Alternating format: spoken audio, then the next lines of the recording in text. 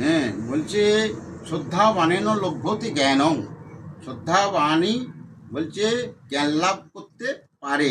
সেই জন্যে যার কাছে জ্ঞান লাভ করব তাকে যদি আমাদের শ্রদ্ধা না থাকে, অর্থাৎ মাস্টার বা শিক্ষক, হ্যাঁ, বা গুরু, তাহলে আমরা কখনোই জ্ঞান লাভ করতে পারবো না। এবং তার কথা আমরা শিরোধার্য করব, সেইগুলোই আমাদের শাস্ত্রে আগে দেখানো হয়েছে।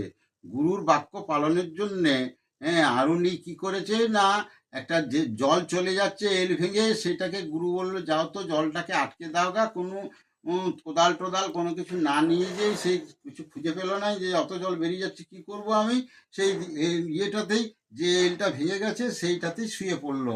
নিয়ে যখন সন্ধ্যাবেলায় আগত হয়ে গেল, ঠক ঠক করে কাঁপছে, তখন গুরু ছুটে এসছে, কি ব্যাপার এখনো ছেলেটা ফিরে আসলো নাই, দেখছে জল আটকাচ্ছে। তাহলে গুরু কত নিষ্ঠা আর কত বাক্যের পালনের তার ইচ্ছা, যে সে নিজেই শুয়ে দিয়েছে, আমি মৃত্যু হবে কিনা তাও জানি না। এইরকম ধরনের শিষ্য ভক্ত যদি হয়, তারা উপযুক্ত জ্ঞান লাভ করার ঠিক পাত্র হলো।